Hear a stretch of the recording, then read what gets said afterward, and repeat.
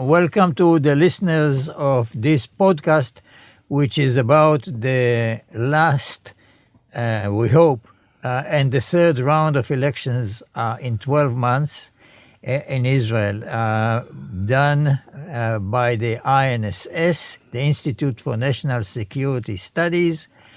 I am Oded Eran, a senior researcher at the Institute, and with me is Dr. Yehuda Ben Meir, a former deputy foreign minister and himself a member of several Knessets in the past. And we would like to discuss the results as they are known at this point, less than 24 hours after the closing of the ballots yesterday. Yehuda, how do you interpret the results as they are known at this moment? Okay, in this election, I think it's very important to wait for the final official results, because a change even in one mandate, one member of Knesset, can make a change in terms of the meaning, of the significance of the results. At the moment now, the results is that Mr. Netanyahu's bloc has 59 members, and Mr. Gantz's bloc has 54 members, and Mr. Lieberman, who is the deciding factor, has 7 members. No one at the moment has 61 members, which of course is the minimum majority that you need. Interesting thing just to mention in the results, first of all, the Likud certainly has a success relative to the expectations.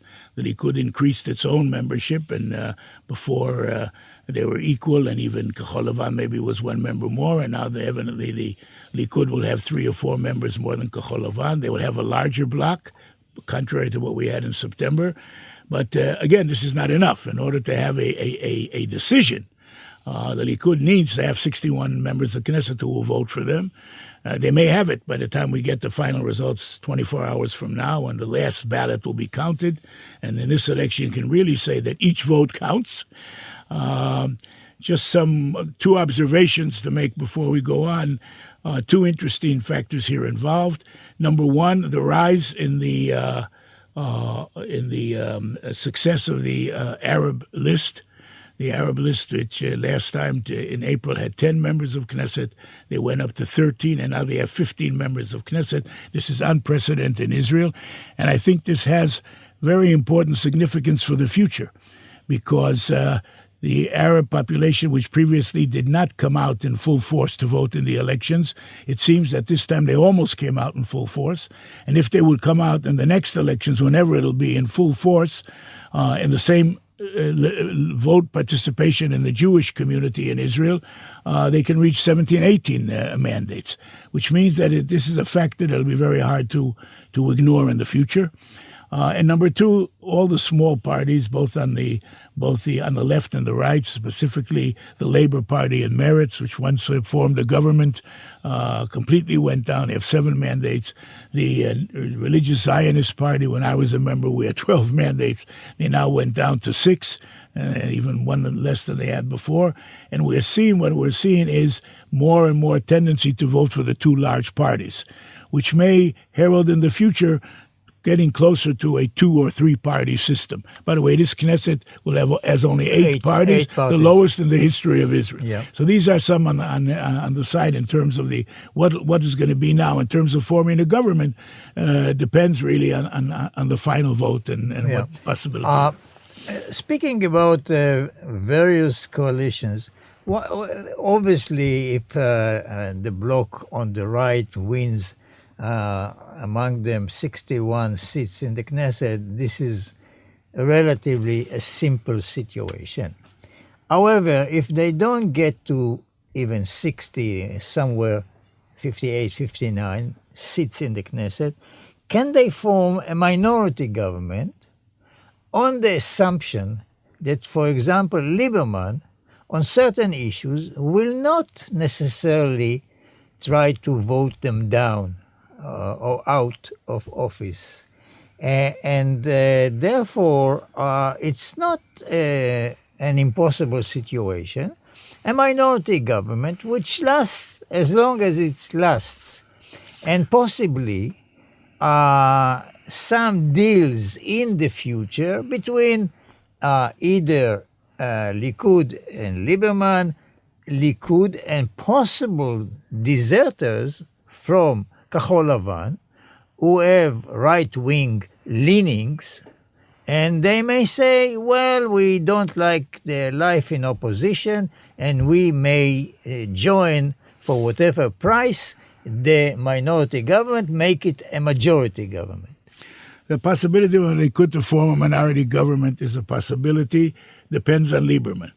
And this, by the way, may be something that Lieberman would do, because Lieberman, after the initial results were in yesterday, and this morning again, basically said two things which are contradictory. On the one hand, he said, I promise there will not be a fourth election, and there won't be a fourth election. I will not serve in a government headed by Netanyahu in which the ultra-Orthodox parties are a key member. This is the thing, he went on elections twice already on this issue. So one possibility would be that Lieberman could say, okay, if you want to put together a minority government. By the way, minority government is something which in many democracies all over Europe is common. Before the last elections in Great Britain, there was a minority government. In a way, in the United States, we have a minority government. United States, it's a presidential system, so it's something different. Right. But we had in Germany a minority government, we had in Spain a minority government, we had in Greece a minority government, Denmark, Sweden. So this is something possible to say, okay, I'm not going to join your right-wing government, but you have 59 seats, put it on 59, 54 will vote against you, and I won't vote, I'll abstain. And in the meantime, you can form the government, a possibility. And again, this government, of course, is a government that any day Lieberman wants to pull it down, he can pull it down, it's a possibility.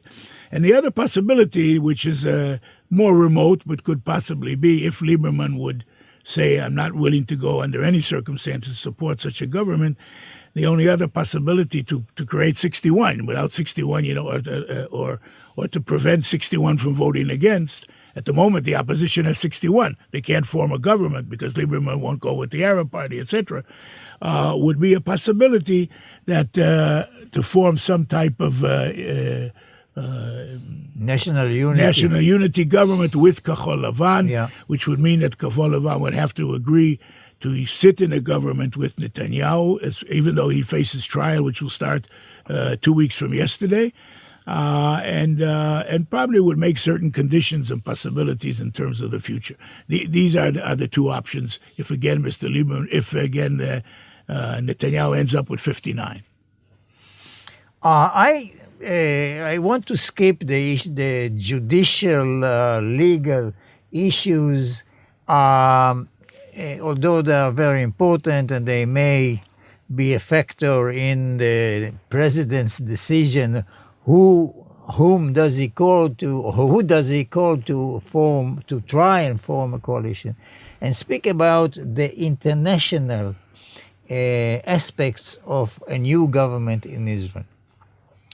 We have a situation which is a recent development just before we went to the ballots, that President Trump came out with a comprehensive vision, as he calls it, for the solution of the Israeli-Palestinian conflict. And this is, of course, very attractive if you belong to the right-wing parties in Israel. It speaks about 70-30% division of the West Bank, 70 to the Palestinians, 30 to the Israelis, with some less than one-on-one basis compensation. Jerusalem, as it is, remains the capital of Israel, including the situation in the Temple Mount. No return of any Palestinian refugee to Israel itself.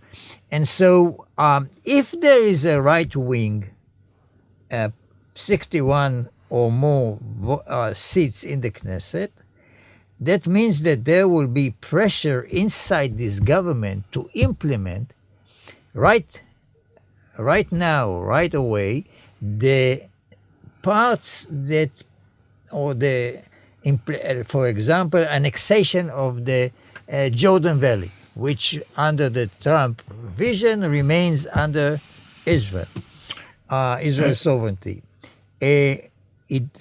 What it means, it gets Israel into confrontation, not with the current administration, but a possible Democrat administration in the U.S. after November, and certainly with the rest of the international community. That's following. If Mr. Netanyahu has 61 members, which we'll know by tomorrow, at the moment he doesn't have it, and he puts together a right-wing government based on 61 members, in which each single member of the Knesset can drop the government, can make the government fall. He will be under heavy pressure to do it. Nevertheless, Netanyahu, after he's elected, talks differently than before he was elected. It's not the first time. I noticed an interesting difference yet last evening, or sometimes during the election day. Before that, Mr. Netanyahu spoke in a number of places and said, "We've established a committee with the American government." The American government demanded committee to decide exactly how the map should look and map it out, not on a general map, but up to the last meter on the ground, etc. And in a few weeks, we'll finish this and that. Yesterday, I don't know, it was a slip of tongue, or maybe he had it in mind. Clearly, he said, within a few months, we'll be able to finish this process. So the process of mapping out a map can take a few weeks. I doubt it can take a few weeks, take a few months, and if you want to drag it on, it could take a year or two, at least until November. Right. And it could be that Netanyahu will want to wait until November, because if he does annex certain territories according to the Trump plan, as far as then evidently this will be with American approval, right. But he knows that in November there's elections and he could face a Democratic president who would then would put a lot of pressure on Israel, would be against this, etc. and that. So he could try to drag it on. If Trump would be reelected in November, he can't drag it on anymore, and under 61 he'd have to do it. But so these are two things that are depending on. One, what type of government will he have in the end?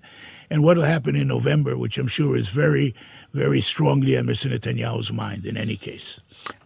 Is there, related to this question, what about our relations with at least two Arab countries with which we have peace treaties, Jordan and Egypt?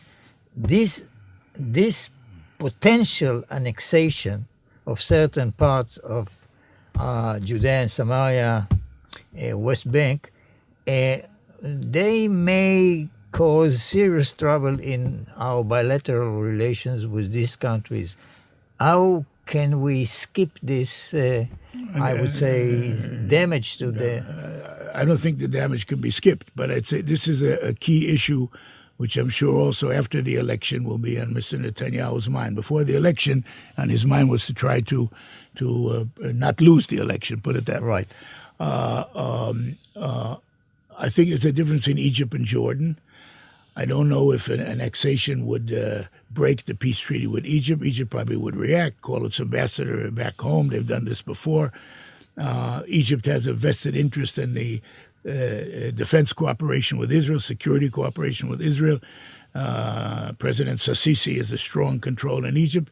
So it would be a problem, but maybe as far as Jordan is concerned, you as our ex-ambassador to Jordan would know better than me, but I would believe that with Jordan this could be a very serious problem, which could even lead to abdication of the peace treaty with Jordan, because King Abdullah would be under heavy pressure. More than half of his population are Palestinians, and this can also cause serious security problems within the West Bank in Israel. Certainly as far as Jordan is concerned, this is a key issue. It can cause very damage, and again, which Mr. Netanyahu will have to weigh it together with the other considerations. Coming back to the results, I think that, as it seems now, that every party among the 8 parties really doesn't want to go to another 4th round of elections. So, to what extent this is a factor, the abhorrence of another round, informing the coalition and putting pressures on everyone to make a concession in order to create a national unity government? I think it's a crucial factor. Just to give you one example, almost everyone stands to lose, or may stand to lose in the next elections. Mr. Netanyahu certainly stands to lose because this time he came out. Who knows if he can repeat it again? If there's another election, then the Likud's list will have to be open, and there have to be new primaries in the Likud. So every member of the Likud knows he has to go through a new Via de la Rosa. Kachol Lavan doesn't want new elections because they don't know they didn't do that well. This election's what it'll be next time.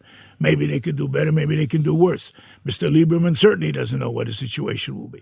The only ones who perhaps, and even the small Yamina party, the National Religious Party, which has 6, tomorrow it can vanish. The only ones who are not afraid much, I would say, is the ultra-Orthodox. They have their electorate, and they're almost in any Arab case, list. And the Arab list is the only one who stands to gain, perhaps. So there is a serious pressure on everyone, and there's a public pressure. Although, interestingly enough, according to the polls, most of the people, or certainly a majority, blame Mr. Netanyahu for the third election, and evidently it didn't cause him damage. So people vote. This blame he is willing to take. Yeah. So, but I think that this is a key factor. I think it's in politics, never say never. But it's hard to conceive of it. It never, by the way, in many countries there were 3 elections in the same year. I saw yesterday a list. In no country, at least that the list mentioned, that they investigated it, was there 4 elections in 1 year. Evidently, as I said, there's a limit to everything that the people are willing to take. Thank you very much. This brings us to the end of this podcast. Thank you. Thank our listeners.